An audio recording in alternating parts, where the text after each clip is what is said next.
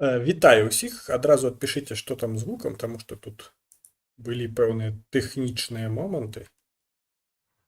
Таму што я даўно з ноутбука не выкарыстоўваў OBS-ку гэтую. Тут прыйшлося перападключаць, таму крыху і запазніўся.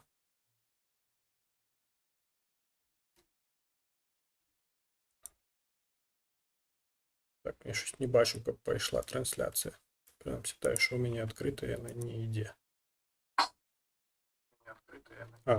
Ідзе, папросту щось не хоча. Ну, добра, все пайшло. Все пайшло, ўсё чутно, ўсё добра, все выдатна. Так, вітаю пана Андрея Верко і Дар'ю Кіры. Таксама вітаю, і пан Ікс быў, але, наколькі я зразумеў, гэта было ўчора. Вось было... Я спрабаваў зрабіць максімальна такія добрыя літары і лічбы, каб было бачна на плашцы, што і калі. Нават не стаў замарочвацца про усялякія там карцінкі выдумляць і гэтак далей. Будзе крыху вось так патрахваць камеру, таму што, па-першае, гэта ноутбук, ён ляжыць на каленях. Таму таксама за такі, мабыць, калі будзе дыскамфорт, таксама выбачце, можна сказаць, такіх палявых умовах адбываецца гэтая самая трансляцыя.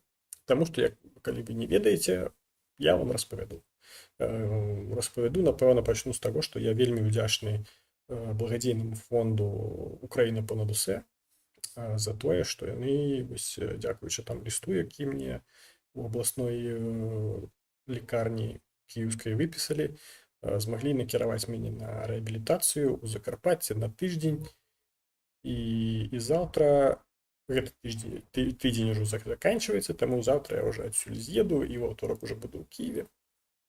Але я вельмі ўдзячны, таму што сапраўды тыя працэдуры, якія тут мне рабілі, прынамсі тут масажы, усялякія басейны і гэтак далей, яно паспрыяла вельмі добра. Там можете паглядзець у тэлеграме, я цэлы пост на гэтую тэму накатаў.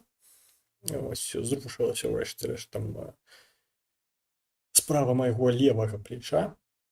Ўсё ж такі атрымалася там збольшыць рухі майго плеча, і мяне гэта вельмі задавальняе, таму што амаль што 2 месяцы нічога не адбывалася, нічога не адчуваў ніякіх зменаў, пры тым, што рабіў, праўда, практыкаванне і гэтак далей. Але вось зараз раптам так вось все вельмі добра, што мяне не можа не радаваць. Так, пра падзяку я сказаў. Знаходжуся я ў Закарпатці. Тут шмат вельмі усялякіх гатэляў, усялякіх гэтых палянаў і гэтак далей. І, дарэчы, не вельмі-то і дорага. Калі падлічыць, гэты мой тыдзень каштаваў благадзейнаму фонду там 5 з нечым тысячаў. Але гэта толькі, мабыць, за працэдуры, а само пражыванне, мабыць, даражэй было. Не ведаю. Калі 5 тысячаў гэта каштавала, я бы і за свой рахунак мог. Але я тут больше грошей вытраціў на тое, каб абедаць і вячэраць, таму што абеды і вечары не ўваходзяць у гэты рацыён. Але все роўно хаця б адпачыць ад гэтага Кіева, не то што ад Кіева, папросту ад горада.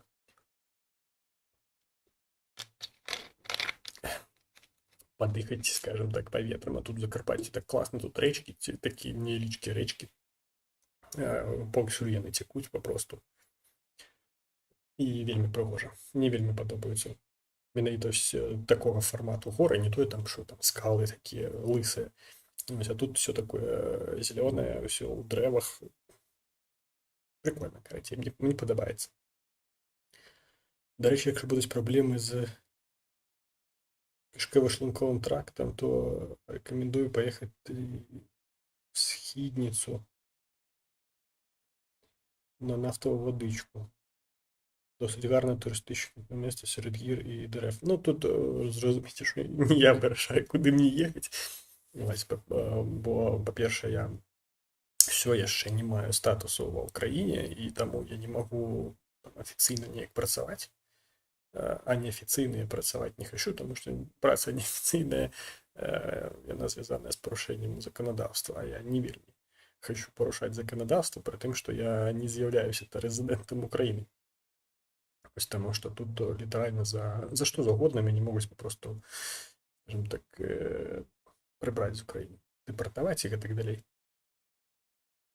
Бо як не сумна было б пра гэта казаць, але калі ты не ваюеш за Украіну, ты не цікавы ўкраіне. Прынамсі, так пабудавана заканадаўства на дадзены момант пакуль што. Таму маем, што маем. Ну, мае свабоды перасування. Ну, як бы я магу свабодна перасувацца, але толькі па тэрыторыі Украіны, на жаль. Ну, і тое, там ёсць абмежанні, напэўна, нейкі, бо наколькі, напрыклад, у Херсон, там уезд увогуле там па нейкіх прапусках, калі не памыляюсь. У мяне гэтага пропуску не мае. Мабыць, там па ксеракопіі ваеннага квітка я змагу заехаць у Херсон, але сумнеўна.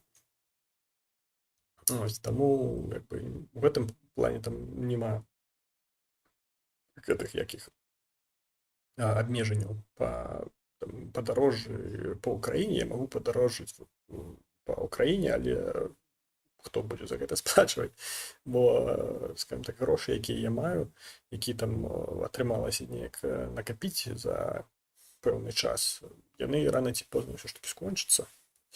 А жыць за шосьці трэба, і есці шосьці трэба.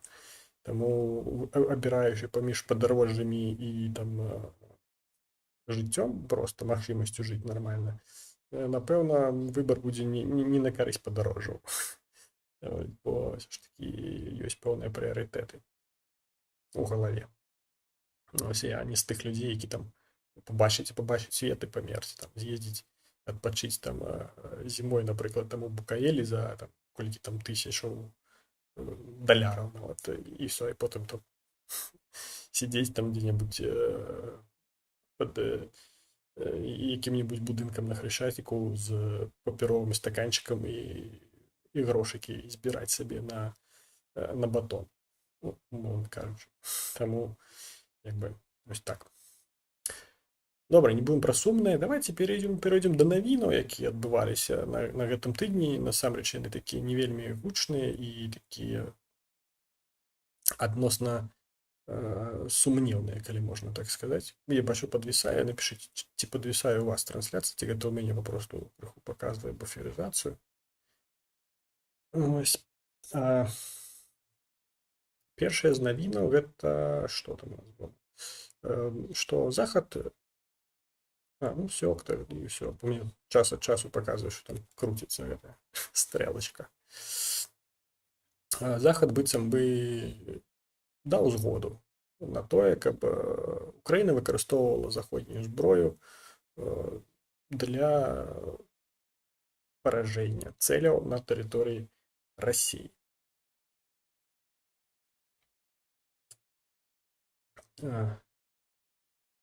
Так не, у нас працуюць бехаченкі, вони збіраюць різне сміття і здаюць яго. Ну, я бачу, як яны збіраюць, тому я не хочу хадзіць і збіраць смецце, напрыклад. Таму я беру зэканоміць на пэўным падарожжы, дакладней папросту не выконваць нейкае падарожжа, але пажыць лішніх колькі месяцаў нармальна, адэкватна. Так, да навінаў. І адкуль взялася гэта навіна? Пра гэту навіну сказаў неяк, калі не памыляюся, Блінкен у адным з каментароў, непасрэдна там прямой нейкай заявы пра тое, што все, мы вам даем зброю, там хуярці куды хочаце. Такога звычайна не было, і нават літаральна некалькі хвілінаў таму у тэлеграме вычытаў, што ўсё ж такі Шольц усё яшчэ там супраць, каб заходняя зброя выкарыстоўвалася, прынамсі нямецкая зброя, выкарыстоўвалася для удараў па Расіі і па тэрыторыі Расіі. Ось, але, скажем так, некаторыя палітыкі не тое, што там адназначна, але схіліліся на бок таго, што Украіна мае вырашаць самастойна, якім чынам яна мусіць весці гэтую барацьбу Бо гэта ўсё ж такі барацьба Украіны. А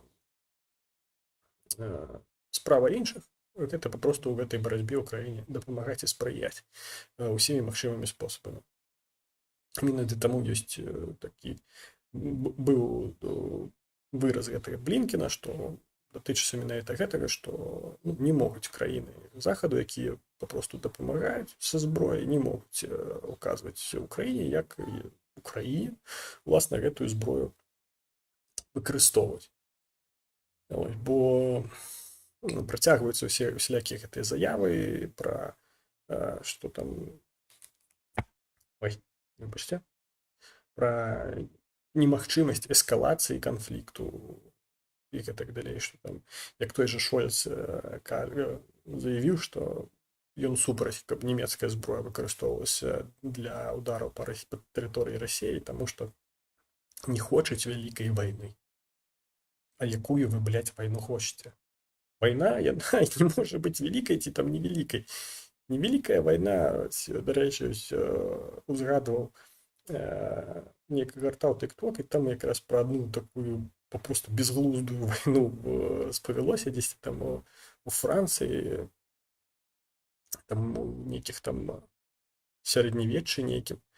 Карацей, з адной правінцыі прыйшлі там ваякі ў другую правінцыю, там папросту так паміж правінцыямі яны хадзілі, там бар ці нейкую забегаловку, і спёрлі ведро. Папросту драўлянае ведро спёрлі з калодзезя. Взялі і спёрлі ведро. І тады там адна гэтая правінцыя, у якой спёрлі гэтае ведро, сабрала армію і пайшла вайной на другую правінцыю, якая уласна гэта ведро спёрла. І карацей 2000 чалавек загінула. І ў выніку правінцыя, у якой спёрлі ведро, прайграла, пры тым, што мела большасную перавагу ў войсках. І яе там гналі ажно да самых да сценаў там гэтага буйнога горада ў гэтай правінцыі, і як пакаранне яшчэ ў іх яшчэ з аднаго калодзезя яшчэ адно ведро спёрлі. Адно з гэтых вёдзер, дарэчы, зараз дзесьці ў музеі стаіць. І гэта можна было б назваць невялікай вайной, тому што там папросту две невялікія правінцыі змагаліся. А тут Украіна самая буйная краіна на кантынентальнай тэрыторыі Еўропы. Еўропы як кантынент. І таму казаць, што не хочам нейкую вялікую вайну, тут хутчэй можна было б сказаць, не хочам больш вялікую вайну, таму што вайна яна сама па сабе ўжо вялікая. Таму што па сутнасці ўсё, што зараз аддзяляе Расію ад тых самых еўрапейцаў, якія не хочуць гэтай самай вялікай вайны, гэта Украіна. Бо калі не стане Украіны, вайна стане, напэўна, ўжо настолькі вялікая, што Шольц дасць згоду выкарыстання нямецкай зброі ў будь-які спосаб. Таму насамрэч смешна казаць пра гэтыя ўсялякія заявы і адмазы, пра ўсялякія там не эскаліраваць, не напружваць, не нагнетаць і гэтак далей, таму што калі ты глядзіш на тое, што адбываецца ў Харкаве днямі, ты разумееш, што тут няма ўжо ніякіх пытанняў да таго, наколькі гэта вялікая вайна і наколькі трэба ці не трэба дазваляць выкарыстоўваць зброю. Бо пачаліся ўсялякія гэтыя мімасікі таксама пра гэтага з «Владара калец», дзе там гэтых якіх там хобітаў даюць ім там, вось гэта табе там мой меч, ён там самы такі класны, вось гэта там эльфы даюць, гэта мой лук вазьмі, ён такі самы там вогуле піздаты, там гномы, там гэта вазьміце, гэта моя секера, все, ідзіце, несіце там гэта кольцо, але зброю нашу там у Мордары не выкарыстоўвайце, не трэба эскаліраваць Саўрона. І выглядае смешна насамрэч гэты мем. Таму і выразы вось пра тое, што не хочуць вялікай вайны, таксама смешныя. Так, там Дар'я Кірі панапісала, зараз пачытаем. Да, після Харкова вони ще одне місто хочуть стерти. це мільйонник міста. Ну, так казали мені, тобто про Харків, що ну, після такого, причому по Харкову навіть не ракети, і був нанесен удар кабами, то бишь керованная авіаційна бомба, її перехопити ввогуле немагчыма. Это попросту балванка. Ну, калі ракету можна перахапіць, бо яна там і ёсць там двигун, і он там тепло нейкае вылучае. І па гэтым цеплі можна там яе адсачыць і неяк збіць там пэўнымі сродкамі. То каб гэта папросту балванка. То есть вялікая балванка, якую просто за рахунак самалёту разогнали на пэўнай вышыні, і там по пэўнай траекторыі самалёт просто яе адпускае, і яна просто ляціць. Дзесьці яна ляціць уперад па накірунку за рахунак, за кошт таго, што самалёт яе разагнаў, бо інерцыя працягваецца, і на зніжэнне яна ідзе за рахунак уласна закону Архімеда і гравітацыі. І Харків досыць блізка знаходзіцца да мяжы з Расіяй, таму з тэрыторыі Расіі запусціць такі каб увогуле не мае ніякіх праблемаў патрапіць дзесьці ў Харкаў. Вось, а каб збіць папросту немагчыма. Ну, прынамсі, я пакуль што не чуў ніводнай гісторыі пра тое, каб каб збівалі. Там балістычныя ракеты нават чуў, што збівалі, а кабы я не чуў, каб збівалі. Так, і Алексею Кузьмінскаму адразу адкажу. Так, я яшчэ ў Закарпатці, таму з ноутбука без усялякіх гэтых штук на экране. Вось тут быў бы гэты спасылка на банку для першага легіёну. Тут бы была строка такая. Ну, карацей, что-нибудь было б яшчэ на экране, акрамя маёй выявы. У Роўна, на жаль, я не патраплю. Не патраплю Роўна, таму што, ну так, мабыць, толькі што праездам. Буду там некалькі хвілінаў там цягнік пастаіць. І то я не ведаю нават, якім шляхом там ён паедзе. Але заўтра я ўжо выязджаю назад у Кіеў. І ва ўторак зранку буду ўжо ў Кіеве. Так, що там далі писала Дар'я Кірі? Так ось не під час другої світової хотіли домовлятись. Ну так, шмат хто хотів домовлятися. І яны і домовилися у свой час. У 39-м домовилися. Пакт Молотова-Ріббентропа ніхто якби не адміняв, калі усі домовилися і попросту поділили його. Поділили її на сфери, якби на сфери уплыву, але Германія яшчэ гэтыя сферы уплыву далучыла тэрытарыяльна. Ось. І да чаго гэта прывяло, ўсе мы ведаем з гісторыі. Вы знаете, чему мы поднимаем средний палец, чтобы послать когось? Средний палец, я ведаю гэтую гісторыю. Гэта было з нейкай там вайны, калі не памыляюся, там Брытаніі супраць Францыі. І там папросту гэта, не памятаю дакладна, але здаецца, лучнікам адрезалі сярэдні палец, каб яны не маглі страляць з лука. Ось, і штосьці з гэтым звязана. Памятаю, што там была нейкая там зутычка на гэтым, і там брытанцы пайшлі далі там люлей французам, калі я не памыляюся, і потым, ну, лічу, што французы там хваліліся сваімі цымі стрэлковымі лукавымі, калі можна так сказаць, атрядамі, і яны падрезалі ім пальцы, і потым, каб падражняць іх, паказвалі ім сярэдні палец. Штось такое, я памятаю, дзесь краем вуха такую гісторыю я чуў пра сярэдні палец. Так.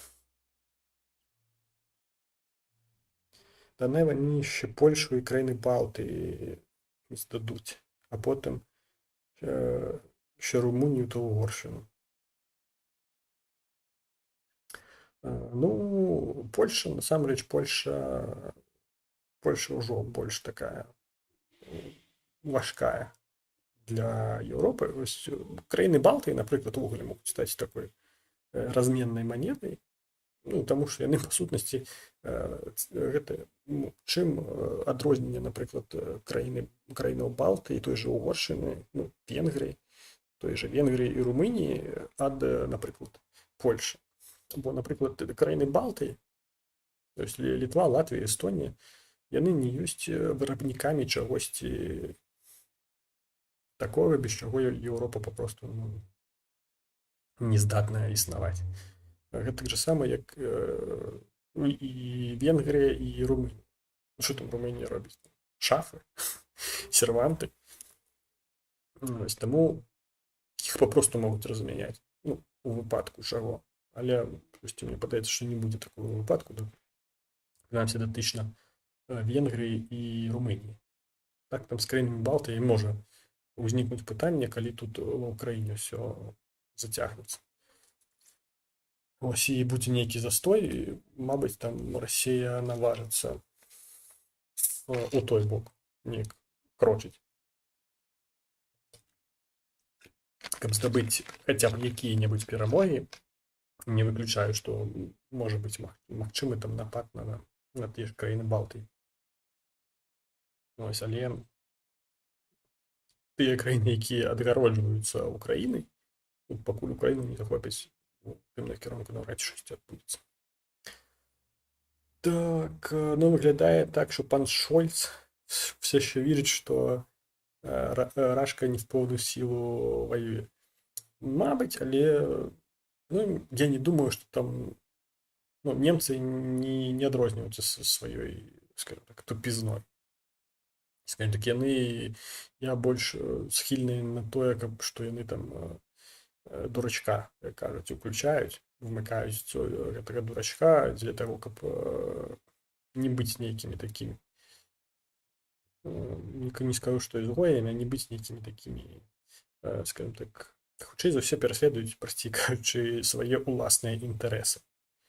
Бо інтарэсы Германіі ўсё яшчэ застаюцца у плошчы нафты і ў плошчы газу, ад якога яны ўсё яшчэ залежаць, нягледзячы на тое, што дзякуючы там гэтаму потоку другому, які паспяхова перастаў існаваць, пачалі яны там варушыцца ў гэтым накірунку і шукаць нейкія іншыя вытокі гэтых энерганосіяў, звязаных з нафтай і газам, але все роўна няма альтэрнатываў пакуль што, каб цалкам замяніць гэта.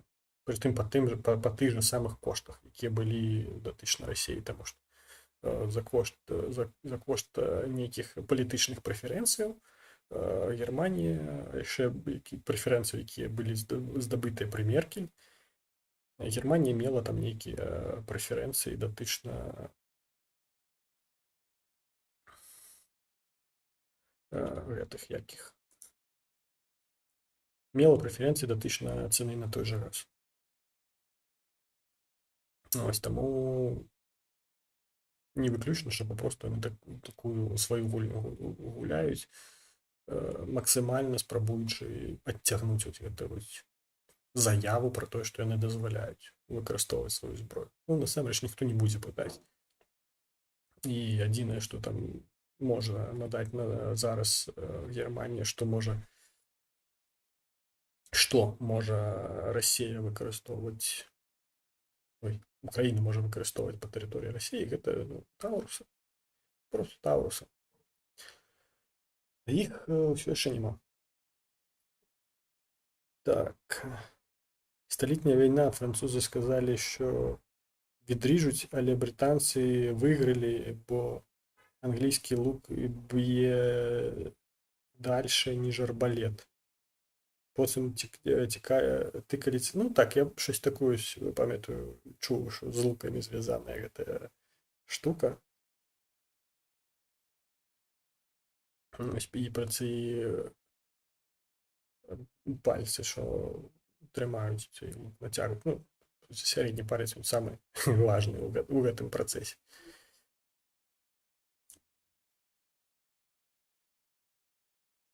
Таурусаў няма. Так, калі вы пра таурусаў ўсё яшчэ няма. Як няма і F-16, якія малі быць ужо ў лютым. Я ўжо збіўся з падрахунку, якое там сёння ўжо лютага на двары. Ось 100 якоїсь там лютага ўжо на двары, напэўна, а F-16 в Украіне ўсё яшчэ няма. Прынамсі афіцыйна. Але каб былі, я перакананы, што так проста кабы не лецелі бы на Харкаў, напрыклад. Таму што гэта дзесьці там прям з памежных рэгіёнаў трэба іх запускаць, каб яны даляталі да Харкава. А калі б была магчымасць гэтыя самалёты збіваць яшчэ на тэрыторыі Украіны, іх можна будзе збіваць толькі калі будуць гэтыя F-16 і пэўнае абсталяванне, і ракеты да іх, тады толькі гэта будзе магчыма рабіць, але пакуль што такой магчымасці Украіна не мае, на жаль, таму і адбываюцца такія вось рэчы, як у Харкаве, за што вельмі сумна. Так, здаецца, пра гэтую навіну мы все, што можна было, распавялі. І другім пунктам, калі можна так сказаць, значыцца сустрэча Пуціна з Лукашэнкам. Прыехаў ён у Мінск. Не так много засталося сталіцаў, куды Пуцін можа прыехаць і пры гэтым не быць заарыштаваным. Вось ён з'ездзіў у Кітай, і зараз ён з'ездзіў у Мінск. Пісалі там, што Януковіча туды там хацелі прывезці, ці нават прывезлі, але нейкага пацверджання я, прынамсі, не бачу гэтай навіне. З якой мэтой гэта ўсё адбывалася? Па-першае, я перакананы, гэта адбываліся нейкія дамоўленасці датычна таго, як выкарыстоўваць у першую чаргу, я перакананы, гэта нафтапераробчыя заводы на тэрыторыі Беларусі. Гэта Мозырскі нафтапераробчы завод і Новаполацкі, калі я не памыляюся. Новаполацкі нафтапераробчы завод «Нафта». Гэта два буйных нафтапераробчых заводы, якія працуюць на расійскай нафце, якую яны, власна, перарабляюць, і там далей, калі не памыляюся, ідзе там да Еўропы праз гэты трубаправод «Дружба». Ці як ён там называецца, «Дружба». І улічваючы тое, што зараз вельмі шмат нафтапераробчых заводаў расійскіх страждаюць ад таго, што да іх далятаюць усялякія штукі з тэрыторыі Украіны. Там все гарыць, палае, і некаторыя заводы прыпынілі сваю дзейнасць, а некаторыя, мабыць, і існаванне. Таму для забеспячэння лагістыкі, там бо весці там з далёкага ўсходу, гэта ўсё досыць доўга, а тут ёсць Беларусь пад бокам, па якой, што дзіўна, пакуль што нічога не ляціць. І мяркую, што і не паляціць у бліжэйшы час. Таму, хутчэй за ўсё, там у Лукашенка нейкія прэферэнцыі, пэўныя грошы для сябе выбіваў. Простое, каб збольшыць і патужнасць гэтых заводаў, дадаць некаторыя рэчы, якія там не вельмі патрэбныя былі. Напрыклад, як я на мінулым тыдні казаў, што пачалося збольшанне вытворчасці керасіну, гэта паліва для самалётаў. Таму што рабіць яго на еўрапейскіх тэрыторыях Расіі, нафтапераробчых заводах стала, па-першае, небяспечна, па-другое, і функцыянуючых заводаў стала не так шмат. Таму, але такі самалёты расійскія лётаюць, які лёталі. Гледзячы па трывогах, гэтыя міхі менш узлетаць не сталі. Таму адна з мэтаў гэта, хутчэй за ўсё, дамоўленасці пра нейкія выкарыстанні гэтых нафтапераробчых заводаў. І звычайна Лукашенка я перакананы, спрабаваў штосьці там выбіць для сябе ўласна, хутчэй за ўсё гэта грошы. Выбіць вось гэтыя самыя грошы. Ўсё за кошт выкарыстання гэтых самых заводаў і тое, што яны перарабляюць. Па-другое, ну, наўрад ці на тэрыторыі Беларусі ўжо засталіся нейкія там боепрыпасы, але калі штосьці і засталося, хутчэй за ўсё на тое, каб гэта патрапіла да Расіі, таксама спрабавалі дамовіцца. Але я перакананы, што Лукашенка ўсё ж такі пабойваецца не тое, што там наступу з тэрыторыі Украіны, але чаго-небудзь пабойваецца, папросту там нават нейкага дзяржаўнага спробы дзяржаўнага там перавароту. Бо ў 25-м ёсць праз год бліжэй да осені зноўку выбары, дакладней перавыбары, як бы я сказаў. Таму і тое, што адбывалася ў 20-м, ён паўтарыць не хоча. І з вялікага свайго хвалявання, напэўна, ўсё ж такі пэўную ваенную забяспечанасць хоча ўсё ж такі ў Беларусі захаваць. Гледзячы на тое, што там ядзернай зброі ён ужо перастаў там трэсці і распавядаць, што там, калі што, там кнопачка націснецца. Ну і зараз неяк усё гэта сціхла. Хаця, як вы памятаеце, некалькі месяцаў таму, там колькі там паўгады, мабыць, уже прайшло, там ледзьве там не скакаў там по ўсёй Беларусі ад радасці, што вось у мяне з'явілася ядзерная кнопка. Хаця, на мой погляд, там уласна ў яго руках ніякай кнопкі такой і не з'явілася.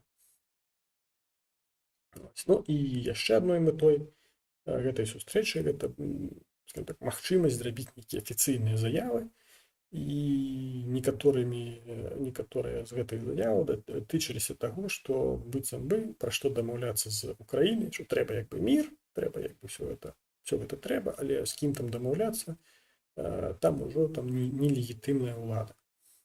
І, скажем так, у дагонку гэтай самай аперацыі, якую назвалі Майдан-3 інфармацыйнай,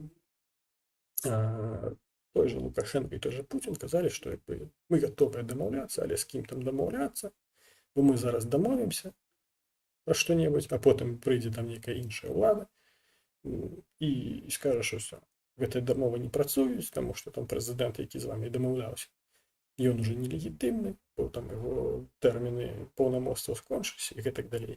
Карацей кажучы, закідвалі звычайныя расійскія тэйкі, скажем так, і гэта сустрэча была як такая нагода зрабіць нейкія такія агульныя заявы на адну і тую ж тэму. Бо і Путін, і той же Лукашенко ўжо не адзін раз яны пра гэта казалі. Спрабуючы закідваць вось гэтыя тэйкі пра тое, што там улада ў Украіне нелегітымная, таму як бы як з ёй весці перамовы, і ўвогуле это кіеўскі рэжым і гэтак далей. Таму тут усё яшчэ і на гэта можа спасылацца. Так, ну і давайте пачытаем, що ви на гэты рахунак думаеце. Що на армії ТБ, що ми можемо повністю прострілювати Білорусь. А коли там той Білорусь? Там Білорусь, коли ось по діагоналі їхати від Берестя, від Бреста до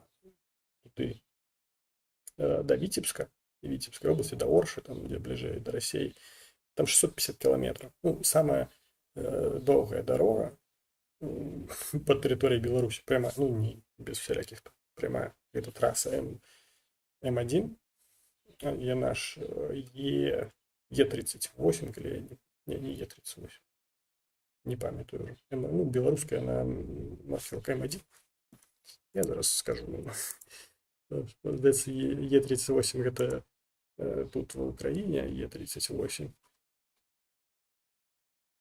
А в Беларуси зараз я скажу. В Беларуси Е30. Е30 это трасса так званая Варшава-Москва, здаецца, ці Берлін нават Москва. І гэта Е30.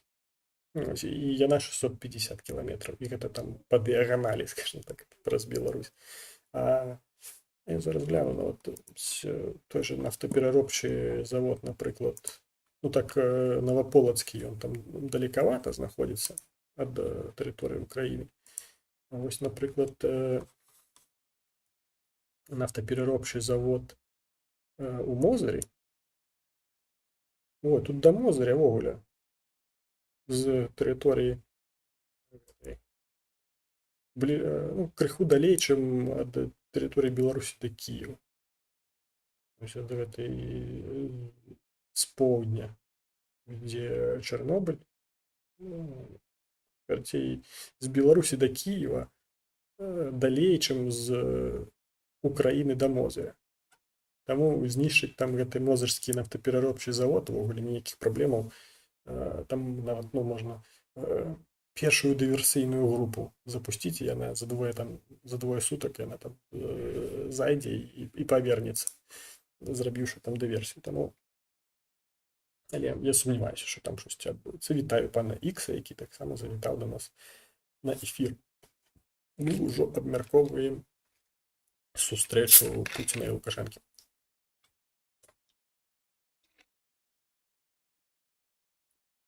Так. Що тут далі ви пишете?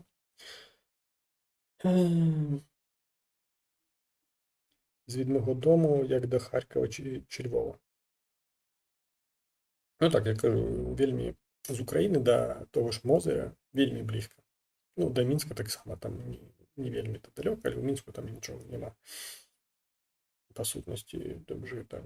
А до Новополоцкого заводу там уже так далекавато, але улічваючы, на якую адлегласць ляцяць дроны па расійскіх заводах, беларускія заводы закрыць это просто так. І прывітанне. Як відпачынак адпачываю, заўтра ўжо з'язджаю. І ва ўторак уже буду ў Киеве. Все добра, і калі што там потым на пачатак аднатайце, я там пра гэта ўсё распавядаю, што я ўсім задаволены, і плечо атрымалася там зрушыць з мёртвай кропкі, і ўвогуле ўсё добра.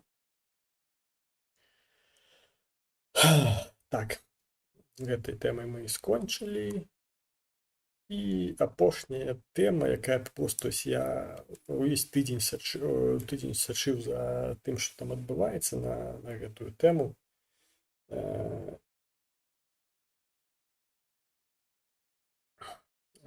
Гэта выбары у гэтую каардынацыйную раду. І цікава наблюдаць за гэтым усім, як гэта ўсё адбываецца з, скажем так, з некалькіх кропак гледжання. Бо, па-першае, цікава, як гэта ўсё, як гэта слова, выскочила з головы слова. Реально выскочила з головы слова. Як гэта ўсё падаюць, скажем так, як падаюць гэта ўсё у гэтых самых навінных всялякіх каналах, якія падпарадкаваныя офісу Ціхановскай, там всялякім яе іншым праектам, назовем іх так. Ось, таму што на працягу тыдня з'яўляліся всялякія там посты, і там знаходзіліся нейкія людзі, якія там штосьці распавядалі пра выбары ў гэтую каардынацыйную раду. Каардынацыйная рада дагэтуль абіралася ў 2020 годзе. Я памятаю, таму што там там было ў мяне з гэтым звязана, здаецца, я там спрабаваў, мабыць, нават таксама вылучацца ў гэтую раду. Здаецца, гэта была рада каардынацыйная, але я там прайграў выбары у сябе на раёне. Ось, таму ось так. І, мабыць, і добра, што прайграў. Зараз бы быў у гэтай каардынацыйнай радзе, а не тут з вами. Ось. І што за каардынацыйная рада? Гэта спроба стварыць быццам бы нейкі парламент такі, быццам бы беларускі, але я не разумею да пошта. Ну, 4 гады праіснавала каардынацыйная рада, і за 4 гады я не чуў, не бачыў, не ўбачыў, не зразумеў нічога, што гэтая рада зрабіла, і зрабіла менавіта з таго, што не зрабіў бы будь-які іншы палітык, там, хто заўгодна. То бишь, ну, это, разумееце, як казаць, каб адзначыць асаблівасць чагосьці, трэба, каб гэтае штосьці ці гэты хтосьці зрабіў штосьці асаблівае, напрыклад, тое, што не змог бы зрабіць іншы. Ну, на прыкладзе, каб такі зразумела, напрыклад, Усік перамог Тайсона Ф'юры. Я, напрыклад, не перамог бы Тайсона Ф'юры. Таму казаць пра тое, што таму перамога Усіка, яна асаблівая, і гэта дасягненне. Ну, чаго дабілася каардынацыйная рада? Нічого яна не дабілася. Чаго дабілася тая ж Ціханаўская, пры тым, што асноўным пунктам у іх вызваленні палітвязняў, ці вызваліла яна хоць аднаго палітвязня? Не, ні аднаго палітвязня. Дзякуючы дзеям Ціханаўскай вызвалена не было. Я б нават сказаў наадварот. Дзякуючы дзеям Ціханаўскай было створана немало так палітвязняў у Беларусі. Таму, па-першае, у гэтых выбарах не зразумела, навошта гэтая рада неабходна. Але некаторым беларусам здаецца, што гэтая рада папросту патрэбная, бо ім патрэбны нейкі орган, на які яны будуць спасылацца і казаць, ну, гэта як Верховная Рада в Украіне. Каб былі дзеці тых, пасля каго звычайныя украінцы пойдуць ваяваць. Бо калі дзеці дэпутатаў не ваююць, а чаго я пайду ваяваць? Прыкладна такую ж функцыю мае выконваць і каардынацыйная рада. Гэта проста павінны быць людзі, на якіх можна будзе спасылацца, што гэта яны не зрабілі, ці або я зраблю што-небудзь толькі пасля таго, як вось гэтыя людзі штосьці там зробяць. Выбачце, крыху зменю паложанне. Вось таму сама па сабе гэтая рада, яе функцыянал, яе магчымасці увогуле выклікаць дужа шмат пытанняў. Вось, і па-другое, гэта, ну, не па-другое, наступнае, што цікава, гэта як гэта ўсё падавалі гэтыя самыя навінныя залежныя, бо незалежнымі ў мяне язык не паварочваецца іх назваць, гэтыя залежныя ЗМІ. Бо казалі, што вось гэта ўсё так класна, і прагаласаваць можна, і мы там дамовіліся, нават была верыфікацыя і працэс верыфікацыі у гэтым дастасунку, праз які маюць беларусы галасаваць, адбываецца праз беларускі паспарт. А беларускі паспарт, людзі, якія атрымаюць, напрыклад, статус уцекача палітычнага большасці, або атрымаюць там нейкія дакументы іншых краін, напрыклад, там карту побыту і гэтак далей, яны атрымаюць іншы дакумент. А пашпарт яны пакідаюць там у той службе, у якой яны гэтыя дакументы краіны перабывання атрымаюць. Напрыклад, мой пашпарт зараз знаходзіцца ў ДМС у Киеве. А вось у мяне ёсць доведка пра тое, што моя справа разглядаецца, і ў гэтай доведцы ёсць усе дадзеныя майго пашпарту неабходна. Ну, то бишь, нумар, серыя пашпарту, все. Але па гэтай доведцы у гэтым дастасунку я верыфікаваць сябе не змагу. І Ціханаўская там пачала казаць, што мы такія класныя, такія, што мы нават дамовіліся з некаторымі там літоўскімі і латвійскімі гэтымі арганізацыямі, ці як там яны называюцца, дзе гэтыя пашпарты захоўваюцца, каб гэтыя пашпарты беларусам маглі выдаць для таго, каб яны маглі там сябе верыфікаваць і прагаласаваць.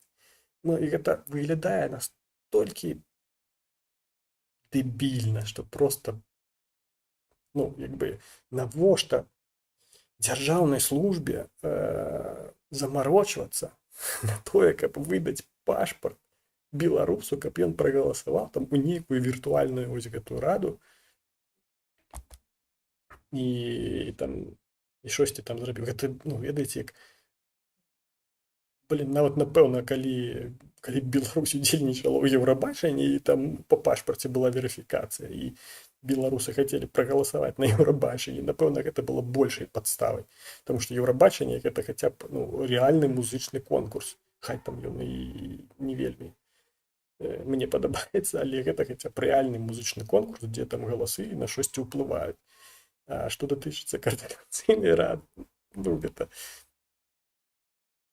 і пра гэта там распавядаюць, і быў каментар аднаго чалавека, што там гледзячы наперад, на будучыню, я бы дакладна за каардынацыйную раду галасаваў бы. А мабыць, нават не толькі галасаваў, але б яшчэ і балатаваўся б у гэту каардынацыйную раду. І гэта просто такое, пры тым, што всім пахую на гэтую раду, всім беларусам, якія зараз за мяжой, ім просто на гэтую раду пахую, таму што яна ні на што не ўплывае, яна нічога не змяняе, нічога не робіць, і ўвогуле невядома, навошта яна неабходная. І пра гэта сведчыць тыя ж самыя навіны з гэтых жа самых памылак, якія кажуць, што не выклікала ажыятажу. Не выклікае ажыятажу гэтая справа, пры тым, што там галасаванне некалькі дзён будзе працягвацца. І штосьці, акрамя DDoS-атакі, ніякай увагі гэтае мерапрыемства не атрымала. Але гэта першае. Так, дакладна не першае, а наступнае, пра што на што за чым хацелася падсачыць. Пры тым, што на гэта вылучылі такія нармальныя грошы, там, прынамсі тое, што я бачыў, там каля 270 тысячаў еўра на гэта ўсё вылучылі. А па прагнозах нават 10 тысячаў беларусаў не прагаласуюць, а мабыць і больш не прагаласуюць. І гэта проста, тое, пра што я казаў яшчэ на мінулым тыдні, гэта такая крынжаціна, што вытрачаць грошы, 10 тысяч, выявіце сабе колькасць, 10 тысячаў, што такое 10 тысячаў? Які сэнс увогуле рабіць нейкае галасаванне? Ты папросту апытанку ў тэлеграм-канале закінеш, там тэлеграм-канал там на 100 тысячаў чалавек. Так, тут мне прапаную паказаць вам рэкламу, але для тых, хто глядзіце ў прямым эфіры, я буду прыбіраць. Павінен жа быць хоць які-небудзь бонус для вас. Рэкламы у вас не будзе падчас прагляду. І ты папросту закінеш на гэтую апытанку там нейкі 100-тысячны канал, і там людзі прагаласуюць. І ты атрымаеш там 10 тысячаў галасоў, напэўна. І гэта, параўнаць там, колькі каштуе закінуць галасавалку ў тэлеграм, і колькі каштуе распрацаваць дастасунак, там, зрабіць нейкую верыфікацыю, закінуць гэта на платформы, там, распрацаваць, каб гэта не дудосілася, там, нейкую бяспеку даным забяспечыць, каб там не казалі, што зноўку зліваюць. Хаця я перакананы, там все будзе злітае. Зноўку праз якую-небудзь там нечаканую уцечку. Таму, все гэта ўжо праходзілі, і гэта голас 2.0 для беларусаў ўжо боль у сэрцы. І прабіць гэта для 10 тысячаў, 10 тысячаў, я не ведаю нават чым параўнаць, бо у Киеве зараз каля 3,5 мільёнаў, у Менску па стане на 20-й год быў 3 мільёны. Што такое 10 тысячаў на гэтым фоне? Калі нават рабіць гэта як, скажем так, як паказчык, што вось гэта вся Беларусь там галасуе, і гэта вось выбар беларусаў, і разганяць менавіта вось тое, што гэта вось там беларусы. 10 тысячаў нават. І мне цікава проста, колькі там прагаласуе, бо ўжо пачалі там закідваць у першы дзень, былі навіны пра тое, што там не выклікала цікавасці гэтая імпрэза. І все гэта проста стварэнне гэтага самага інфармацыйнага, гэтай самай інфармацыйнай прасторы дзеля таго, каб паказаць, што мы быццам бы штосьці робім, мы тут дэмакратыя. І прычым Ціхановская яшчэ заявляе, што гэта першая спроба беларусаў зарганізаваць свабодныя выбары. А ў 2020 годзе былі дыктатурныя выбары ў гэтую ж самую каардынацыйную раду, якая 4 гады існавала. Або штосьці з памяццю, ну, з памяццю Ціхановскай заўсёды нейкія праблемы, таму што яна неяк і не асабліва там захацела выбачыцца, напрыклад, за мудрага Пуціна і мудрую Маскву, бо не чуў я пакуль што ніякіх выбачэнняў на гэты конт. Як не чуе выбачэнняў за справай мужа, які наведваў Крым не з тэрыторыі Украіны, была толькі фраза Ціхановскай, што, ну, наверное, ему так было удобнее. І гэта тыповая адмаза гопнікаў 90-х, якія там у нейкім правулку аджымаюць у цябе тэлефон, ну, таму што ім так удобней. Ну, навошта ім працаваць і набываць тэлефон, калі яны могуць цябе паркануць і забраць. Ім же так удобней. Вось, таму на доўгую нейкую доўгастраковую памяць у Тыхановскай не варта разлічваць. Вось, але нават на гэтым крінжаціна не скончылася, бо поўны, ну, акрамя слова пиздец, я не назову. Гэта тое, што, па-першае, адзін са спісаў я ніколі не памятаю, які там спіс, там, хто там, як яно называецца, тому што мне пахую на гэта ўсё. Але адзін са спісаў прыйшлося скараціць з-за гендернай квоты. З-за гендернай, блядь, квоты прыйшлося двум мужчынам з нейкага спісу напісаць там быццам бы нейкую заяву на самаадвод, таму што, блядь, гендерная квота.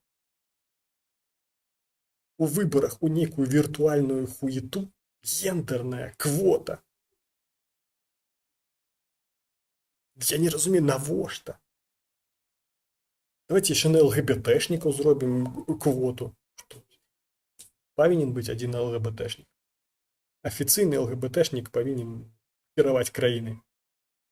Сука, гэта ўвогуле дэбілізм. Як можна казаць каму па гендернай адзнаке, каму можна кіраваць краінай, а каму нельга кіраваць краінай папросту па гендернай адзнаке.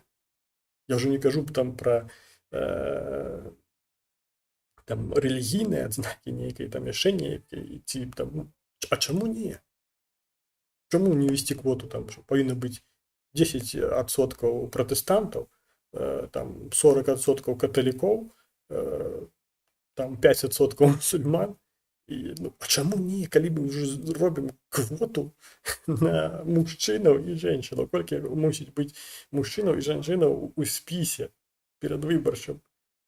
Это ўвогуле ебанулись, блядь, ці што? І гэта яшчэ не Беларусь, і гэта яшчэ не выбары ў Беларусі. Я ўяўляю, што будзе ў Беларусі адбывацца там папросту. Я не ведаю, я просто, ну, як бы, я спадзяюся, што дажыву да таго часу. Я просто думаю, калі там будзе якая-небудзь там перадвыбарчая кампанія, і там хто-небудзь выйдзе і скажа, там у нас там вось такая вось квота, і вось там все роўна, я просто выйду на сцэну і развалю просто ебальнік. Таму, хто будзе вось такія вось прасоўваць, што там вось мае быць там некая квота па гендерным адзнакам. Просто, блин, выйду і развалю. І хай мяне пасадзяць, мне будзе ўсё роўна.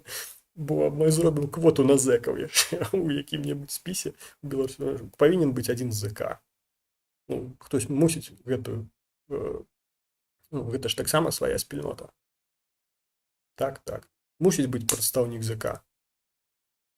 Ну, вось я выйду кому-нибудь ебало развалю, мяне пасадзяць, я буду прадстаўніком у парламенце ад ЗК.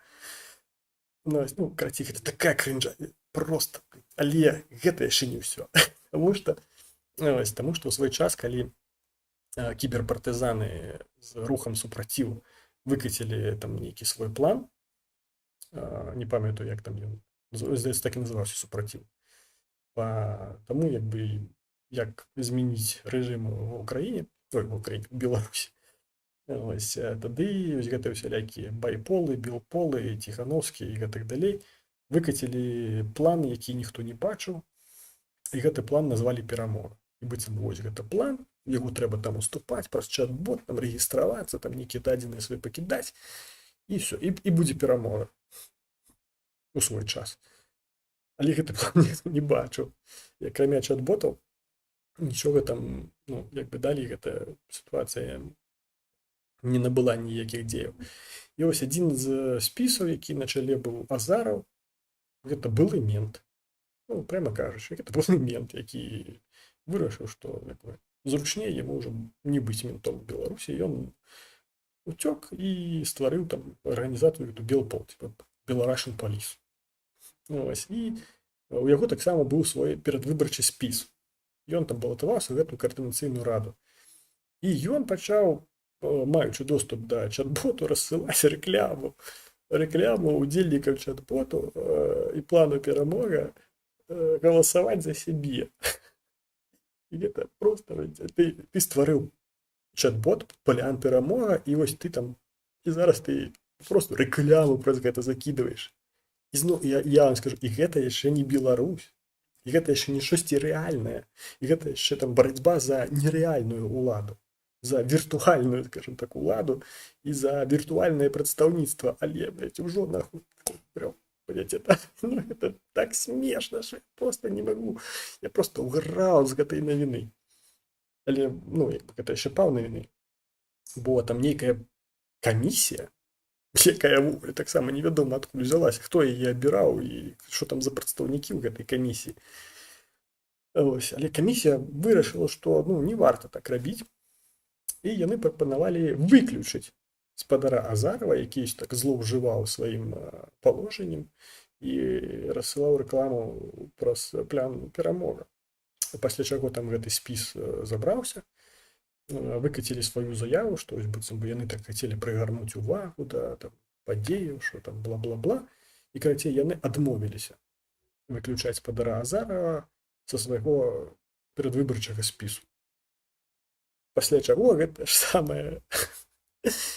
самая выбарчая камісія папросту выдаліла гэты спіс з выбараў. Это просто, я плачу просто з гэтай крычаць. І я вам кажу, і гэта яшчэ не ў Беларусі. Гэта не Беларусь, не вольныя, не там выбары, не нейкі парламент беларускі. Не выбары ў штосьці, што рэальна на штосьці можа ўплываць. Гэта папросту нейкае там віртуальнае, казіно, іншых словаў я не магу падабраць.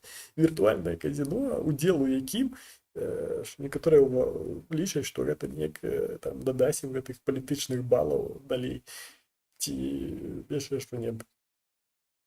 Калі б гэты Азараў выйшаў там, напрыклад, там, і калі Франак казаў бы што-небудзь, напрыклад, што мы не украінцы і шапказакідальніцтвам не займаемся, калі б там Азараў взяў там і в гэты момант выйшаў і разваліў ебала Франка, ён бы больш палітычных балаў зарабіў, чым праз гэты план перамога рэкламаваць сябе і выбары ў гэтую каардынацыйную раду.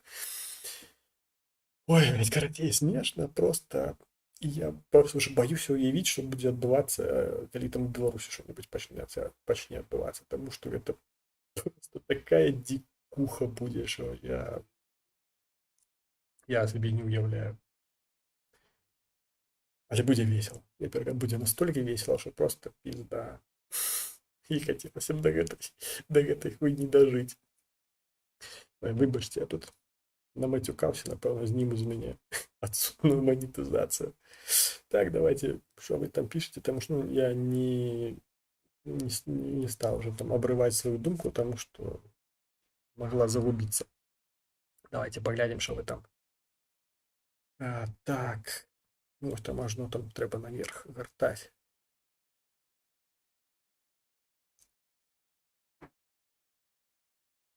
Так, это вы там про Кульмана розповідаєте, там пару разів бачив, як їх представники в інтерв'ю беруть і питають об успіхах. Ніколи ще не бачив таких спритних вужів. Так, до речі, ёсць на Ісландії, мені як потрапило, хтось там згадав, это, був Ковалевський, там, по міжнародній політиці, хто там в этом офісі Тихановської, і він быў у Киеве, і спадар Петроў з ім размаўляў. На Ісландыі ёсць гэта інтэрв'ю, пашукайце, загугліце, забейце на Ютубе, класнае інтэрв'ю, дарэчы. І там Кавалеўскага, у іх ёсць тэза такая, што без вольнай Беларусі не будзе вольнай Украіны. Быццам такая тэза, якую яны там прасоўваюць там паўсюль. Ну і Петроў звычайна пытае, а чаму? І чаму вось без вольнай Беларусі не будзе вольнай Украіны? Увогуле будзе. І нічога не будзе ў Украіне там заважаць. І там на простых такіх пытаннях ён просто там сыпецца. Бо ўсе ягоныя тэзы і ўвогуле ўсе гэтыя тэзы гэтых кабінетных шчуроў, яны папросту заканчваюцца на адэкватным пытанні, а чаму? Таму што падстаў пад гэтым ніякіх няма. І любая справа, якую яны робяць, яна бессэнсоўная, таму што яна не мае выніка і не мае канчатковай мэты і канчатковага, не абстрактнай канчатковай мэты. Таму, напрыклад, ты спытаю, навошта вось гэта? Там, каб прыбраць рэжым Лукашэнкі. А якім чынам прыбраць? Палітычны ціск, яму хуй клаў на гэты палітычны ціск. Ён хуй клаў на ўсе заявы, якія там у ягоны бок. Ён хуй клаў на ўсе абвінавачванні у парушэнні правоў чалавека і гэтак далей. Ён хуй клаў на занепакоенасць ОБСЕ. Ён хуй клаў на занепакоенасць АРАН. Што ён не клаў хуй, гэта на аблічча Пуціна толькі што. На ўсё астатняе Лукашенко просто клаў свой хуй. Таму казаць пра тое, што там нейкая дзейнасць палітычная на штосьці паўплывае в Украіне, в Беларусі, гэта смешна. Так, а дзе ты пашпарт Ціхановскай? Хто яго ведае? Там яны яшчэ нейкі пашпарт збіраліся рабіць пасля там яшчэ ў мінулым годзе там было гэта, калі там Лукашенко сказаў, што зараз немагчыма будзе ў Еўропе памяняць пашпарты беларускія, там нейкі там пашпарт новай Беларусі яны там прыдумалі і штосьці так нікуды гэта ўсё не пайшло. Так, абяцанкі, сясанкі, як кажуць у Украіне. Так. Падтрымліваю мне як беларусаў ва ўкраіне пахую на каардынацыйную раду. Тут не толькі ва ўкраіне, бо пачытайце на Свабодзе ці на медыязоне. Сёння ці ўчора, сёння, здаецца, была навіна пра тое, што не выклікала ажыятажу галасавання ў каардынацыйную раду ні сярод дыаспараў, ні сярод там нейкіх іншых беларусаў. Таму мяне цікавіць, ці будзе апублікавана ўвогуле колькасць. Колькі чалавек прагаласаваў. Так там у адсотках мне хую, хто там за каго прагаласаваў у адсотках. Бо адсотак, агульную колькасць прагаласаваўшых лічыць за 100%. Хаця, па сутнасці, не так галасаванне ў краінах адбываецца, бо ёсць дадзенае пра насельніцтва, і з гэтага насельніцтва ўжо лічыцца колькі там у адсотках. Але дадзеных па беларускай дыаспары, напрыклад, і па беларусках, якія жывуць за межамі Беларусі, мы не можам атрымаць. Прынамсі, я не магу атрымаць. Таму мне цікава проста, колькі там чалавек прагаласуе, і на падставе гэтай лічбы я ўжо буду араць у голас. Так. Гендерні квоти – це наше майбутнє, яке нас чекає. Так, напевно, бо я не розумію насамрэч ось гэтай ситуації з гендерними квотами. Чаму, як я і казав, чаму країною мусять кіраваць не тыя, хто хоче її кіраваць. Ці може, ці вміє її кіраваць. Бо, скажем так, хто хоче кіраваць, той і ідзе на гэтыя пасады. Бо, чаму жанчыны, напрыклад, калі скардзяцца, за роўнасць сярод жанчынаў і мужчынаў. Хай жанчыны ідуць сталяварамі, хай ідуць шахцёрамі. Але чамусьці не ідуць. І ніхто не кажа, блядь, штосьці там сярод шахцёраў нейкая гендерная квота хуёвая. Жанчын няма шахцёраў. Все, закрываем шахты. пакуль не будзе там гендернай квоты жанчын у шахце. Ну, гэта ж смешна. Тое ж самае будем казаць пра нейкія выбары, што там у нейкай партыі, якая там балатуецца, ідзе на выбары, у спісе там мае быць колькі-то там жанчын, пэўны адсотак там жанчын, напрыклад.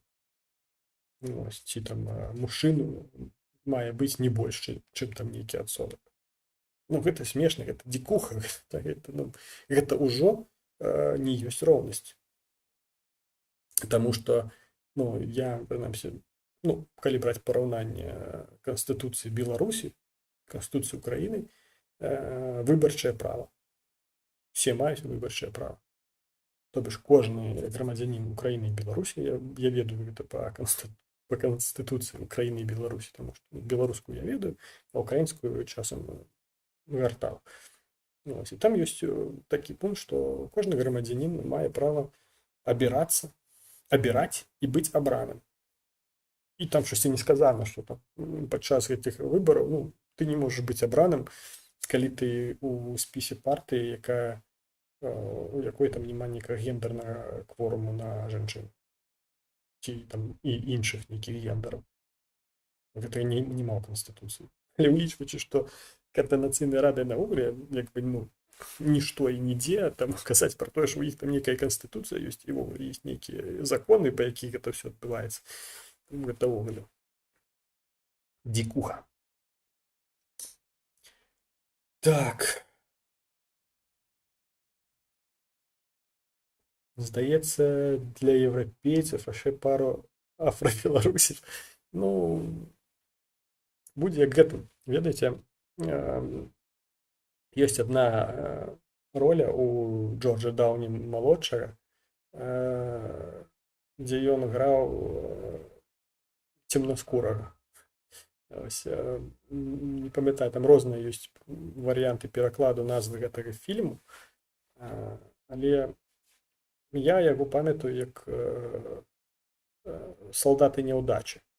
Ён называўся, і там быццам бы нейкі фільм 2008 году. Там фільм пра тое, што нейкую там групу здымаць там нейкае кіно, закінулі там дзесьці ў джунглі, і там штосьці там з імі пачало адбывацца, яны думалі, што там гэта яны патрапілі там папросту там на пляцоўку на нейкую, а насамрэч там да нейкіх там наркакартэляў, і там, карацей, такое адно за другое, і там всялякія гэтыя адсылкі на розныя фільмы, і там і Даўні малодшы зыграў гэтага цемнаскурага чалавека, прычым там па сцэнарыю фільма гэта быў актор, які быў беласкурым, але за там нейкай там жаданне нейкай там славы і там гэтак далей ён змяніў колер скіры і там, карацей, такое. Потым, калі гэтыя БЛМ усялякія пачаліся, там пачалі Роберту Даўні малодшаму за гэтую ролю выказваць. Але, ну, гэта вось тое, што ў 2008 можна было зрабіць, і ўсе казалі: «О, смешна, класна, сарказм, супер», і гэтак далей. А зараз, ну, за такое там ледзьве там не расстрэл быў у Спалучаных Штатах. Таму вось гэта всялякія кворы на гендеры, гэта, ну, такая крынжаціна. Гэта як казаць там у Спалучаных Штатах, што абавязкова на выбарах мае быць цемнаскуры кандыдат. Вось не, мне ўсё. Што там, калі на выбары ідзе там хто там? Байден, Трамп, і павінен быць хтось цемнаскуры. Всё, Майк Тайсон. Я не ведаю іншых цемнаскурых папулярных амерыканцаў. Ну, Майк Тайсон мае быць. Цемнаскуры. А, гэта ёсць яшчэ. Ронні Колеман. Ён яшчэ і па квоце, як гэты, як інвалід. У яго там пасля гэтых всялякіх ягоных прыгодаў і 8 містараў Алімпіі зараз там праблемы з нагамі. Ён яшчэ як інвалід пройдзе, як цемнаскуры і як інвалід, як спартсмен. Вот, там адразу Колеман столькі закрые гэтых квотаў, калі яго ў якую-небудзь партыю запішуць, то пізда. Так, що там дальше? Так... Якщо ти відкриваєш двері жінці, значить ти принижуєш жінку. Ну, а до речі, десь таке є. Ті то десь у Європі, ті то у Японії. Бо я пам'ятаю таке, що типу, там у деяких країнах не прийнято, по-перше, заступати місце жінкам, і людям сталого віку так само. Не прийнято заступати місце там, у громадському транспорті, наприклад, тому що це ну, як зневага. Тому таке так само може бути. Це більше виглядає як те, що якісь з правозахисних фондів докидує їм грошенят, тому вони вирішили так підмазати. Ну, на самом деле, я не ведаю, я не читав, ну, що там просто некоторые речі з'являються, невідомо откуда. Наприклад, откуль гэта координаційна рада, откуль на гэтых выборах з'явілася выбарчая камісія. Бо выбарчую камісію, звычайна, абіраюць. Якім чынам гэтую выбарчую камісію абіралі, я не ведаю. Потому что я, напрыклад, у 2020 годзе хотел быть назиральником за выборами. Есть инструкция, як стать назиральником. Ты берешь бланк, знаходишь людей, якія прописаны на твоим участку, на які ты абіраешься. Так, і знову я вам рекламу отключу. Ты знаходишь 10 человек, які подписываются за то, что яны давяраюць табе і хочуць, каб ты быў назіральнікам на выборах. Ты приносишь гэтыя 10 подпісаў, і тебе рэгіструюць як назіральнік. Ну, гэта як бы схема, як гэта працуе. Як гэтую выбарчую камісію абіралі? Мне ўвогуле не вядома. І на якой падставе там, і што, дзе, як. Гэта просто... Это пиздец. Так. Тут это не так працуе, гэта яшчэ пра адкрыццё дзвярэй.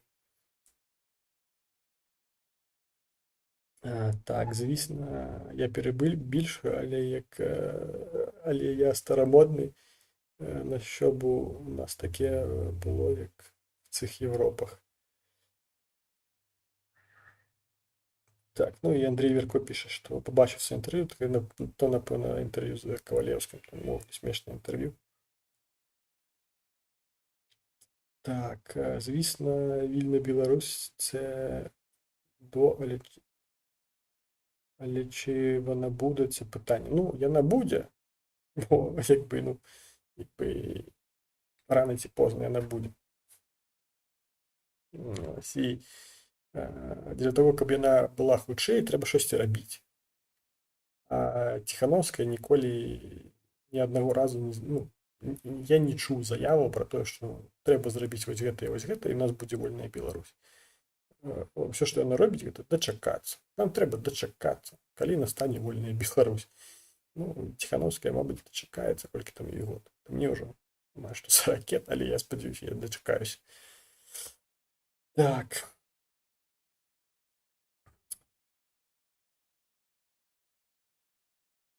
Як він літаки в себе в повітрі зупиняє сайт, ну, то, напевно, про Лукашенку, да, Ryanair посадив у 2020 году. Просто как Протасевича затримати. Чому б ні?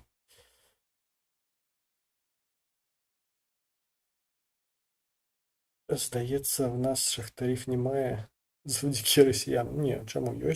Шахти-то не тільки там на Донбасі, у Дніпровській, у Дніпропетровській, вона так називається, здається, в області так само є шахти.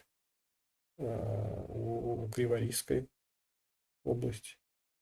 Є шахтери там.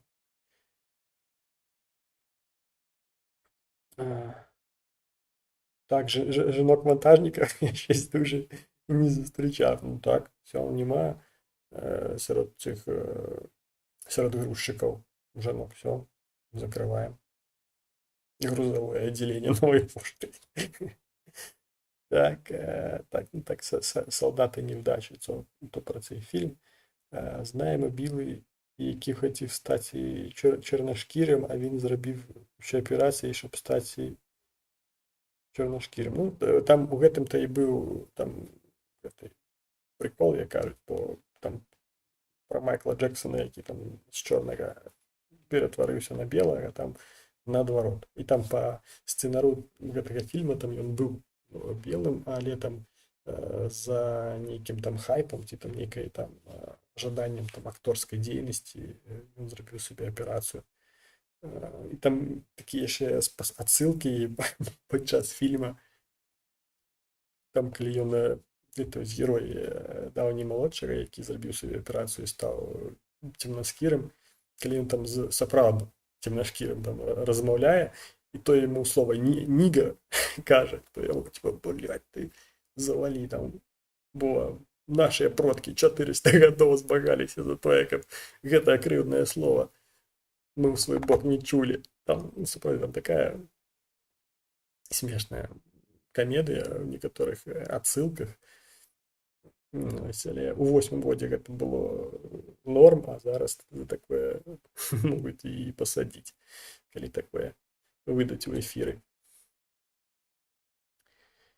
Так, зараз за цей фільм ім бы было не салодка. Ну так, кажу, бы не выйшаў гэты фільм. Добра, що це ви ще не бачили Притулу в ролі африканського студента в клініці. Ну, не знаю. Мені до Притули такое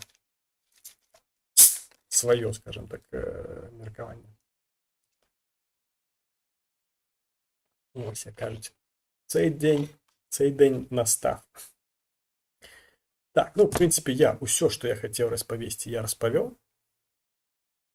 Нават вельмі доўга атрымалася, амаль што гадзіну 20 распавядаць. Пры тым, што як бы навіны такія не вельмі аб'ёмныя. Але ну проста з гэтай крынжаціны я арнуў пра гэтую каардынацыйную раду. На наступным тыдні, напэўна, будуць там вынікі. Будзе яшчэ больш крынжаць, яшчэ больш мацюкоў, але я ўжо буду ў Кіеве. Ось, і будзе павесялей, пацікавей. Так, ну і давайте зараз 19 до 20 хвілінкі па-быстраму, там, калі ёсць нейкія пытанні, яшчэ накідайце пытанні. Пытанні, мабыць, тэмы на наступныя эфіры і гэтак далей. Ось, а я пакуль што нагадаю вам, бо бегучага радку няма. Я нагадаю, што было б класна, калі б вы паставілі падабайку гэтаму відэо.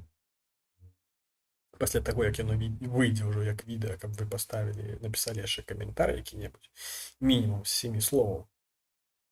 Таму што толькі такія каментары YouTube распазнае як сапраўдныя, а не ботаўскія. Ось, што значна палепшыла верагоднасць таго, што гэта відэо прапаноўвалася бы паглядзець большай колькасці людзей, і калі вы лічыце, што тут сапраўды штосьці важнае, пра што варта б дазнавацца як мага большай колькасці людзей, то вось каментары, падабайкі, гэта тое, што спрыяе. Яшчэ будзе класна, калі вы гэта відэа куды-небудзь запосціце, які-небудзь там свае сацыяльныя сеткі, у які-небудзь чаты, якія я не пошчу, таму што калі пачнуць все посціць гэта відэа, там пачнуцца пытанні ў першую чаргу да мяне. Але распаўсюджвайце, паказвайце там знаёмым, братам, сёстрам, бацькам, мужам, жонкам, бабулям, дзедулям, суседзям, каму там яшчэ, каму заўгодна паказвайце, каму папросту гэта можа быць цікава. Але, мабыць, і не будзе цікава, але зацікавіцца падчас гэтага ўсяго, і тым самым будзе пашырацца наша, скажем так, бульбашка, у якой мы знаходзімся. Ось таму, ось так. 21 нават ужо хвіліна. А вось і пытанне ад пана Ікса. Як вы думаеце, хто будзе після Лукашенка? Я думаю, што імя гэтага чалавека пакуль што невядома нікаму. Але я зраблю ўсё магчымае, каб ніхто з тых, хто лічыць, што ён будзе наступным прэзідэнтам зараз у Беларусі, каб ён гэтым прэзідэнтам не стаў. Таму што з тых палітыкаў, якія ўжо зараз заявілі пра нейкую там палітычную дзейнасць адносна новай быццам бы Беларусі, нікога з іх я не лічу прыстойным кандыдатам. Як не жаль было б на гэта ўсё глядзець і гэта ўсё чуць, але я не лічу, што зараз ёсць прыстойныя кандыдаты, про якіх вось прям зараз я магу сказаць, што вось гэты чалавек, калі б стаў замест Лукашэнкі зараз, вось гэта была б добрая такая кандыдатура на бліжэйшых выбарах у незалежнай ўжо Беларусі. Але такіх людзей няма.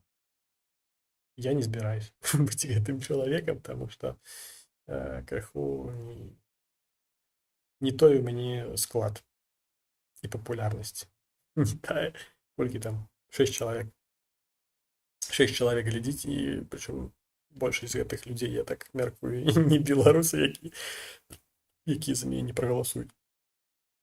Нават калі бы было гэта і было 6 беларусаў, ну, з 6 галасамі на прэзідэнцкае крэсла не вельмі-то і разрахоўваць.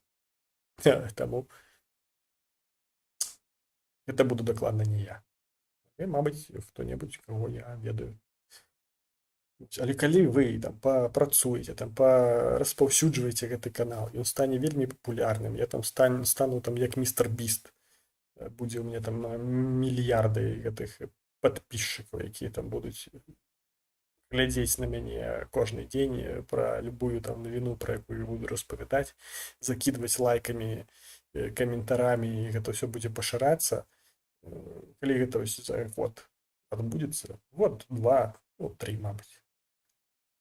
Не выключана, што і тады на гэтых хвалях такога інтэрнэтнага і гэтай інтэрнэтнай папулярнасці можна будзе ў прэзідэнты падацца. Але пакуль што 6 чалавек адначасова глядзяць трансляцыю, і ну, з такой колькасцю гледачоў не вельмі атрымаецца стаць прэзідэнтам Беларусі ў новай Беларусі. Але паўдзельнічаем. Так, ну і бачу, што няма больш пытанняў, таму на наступным стріме, калі што з'явіцца, пішыце. І не забывайце пісаць яшчэ ў тэлеграме. Ёсць яшчэ тэлеграм, я там таксама ўсё чытаю. Ну, коли ви получаєте паспорт України, все, яка Білорусь, треба буде українізуватися. А, до речі, ні. Я змогу отримати паспорт, ну, коли, по-перше, зараз аднавілі ж, я на мінулым стріме казав, што, здаецца, першае чытанне прайшоў закон пра множнае грамадзянства, дзе будзе дазволена беларусам, якія прымалі ўдзел у абароне тэрыторыі Украіны і тэрытарыяльнай цэласнасці, будзе дазволена мець грамадзянства Украіны дадаткова. Гэта першае, дзе я магу атрымаць, па-першае, падвойнае грамадзянства, тому што я магу яшчэ і прэзідэнтам Украіны, калі што стаць, так што таксама тут, калі вам не падабаецца там порах і зе, я магу запросто. Але зноў ж трэба, каб пашыралі вось гэты канал, пашыралі, каб большасць, каб набываў я папулярнасць, набываў падтрымку і гэтак далей. І тады я буду бачыць супрацьлегласць, мяне падтрымліваюць, на мяне пакладаюць надзеі, такая вялікая колькасць людзей, што я не змагу адмовіць сабе ў тым, каб стаць наступным прэзідэнтам Украіны. Ну, тое ж самае датычыцца Беларусі. І калі праз закон пра падвойнае грамадзянства, пра множнае грамадзянства я буду атрымліваць грамадзянства Украіны, то тут як бы за мной захаваецца права.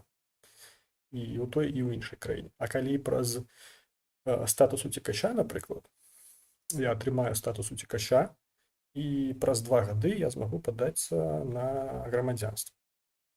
Тады гэта яшчэ 2 гады трэба пачакаць. І тады ўжо там дакладна мне не будзе беларускага грамадзянства, а застанецца толькі вось гэта. Таму што статус уцекача, ён надае мне статус без грамадзянства, як бы. Тобто ж я є громадянином, але быццам бы без грамадзянства. Пад захістам Украіны, пад абаронай Украіны я буду знаходзіцца. І праз 2 гады я змагу падацца на грамадзяніна Украіны. І тады змагу прыняць удзел у выбарах у Украіне. Мэрам Кіева стаць. метро на Виноградар зроблю, мости відремонтую. Все зроблю. Дачу собі в Бучі побудую.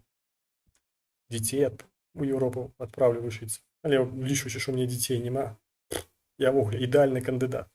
Ні жонки, ні мать у меня так само померла. Записывать квартиры набытые там на Голосеевском не будет до кого. Чистий чоловік. Ідеальний кандидат на мера Києва. Ось. Тому ось так. Так, ну, бачу, що все. Нема більше ніяких тих самих питань, тому давайте, конечно, на наступний тиждень. Пишите так само там у Телеграмі. Тут пишите коментарі, коли відео вийде, як відео. Я все читаю, на все реагую. До речі, на Патреоні у мене вже немає ні одного підписчика. Ну, був один, але і той зламався. І, скажімо так, год я там майже нічого не робив, і підписчик висів. І як тільки я почав робити, десь 2-3 місяці, 2 місяці, здається, протримався один підписчик на тих відеороликах, які я там закидував, і відписався від Patreon. Але міркую, це не з цим зв'язано, там своє моменти. Тому можете ще підписатися на Patreon, як мене підтримати фінансово. Там не шмат, від $5 на місяць. І все, і буде для кого мені знову купити унікальний контент. Тому будемо розвітуватися. Дякую, що цілих майже 1,5 години свого недільного вечора ви присвятили тому, щоб глядіти на мене, слухати всілякі мої думки і міркування і так далі. За що вам великий, конечно ж, дякую. Дякую за те, що створали активність у чаті, писали питання і створали інтерактив. Вельми класно, коли є нейка така зворотня реакція на новини і на те, як я їх бачу. Ось, тому дякую вам велике, і слава Україні, і живе Білорусь!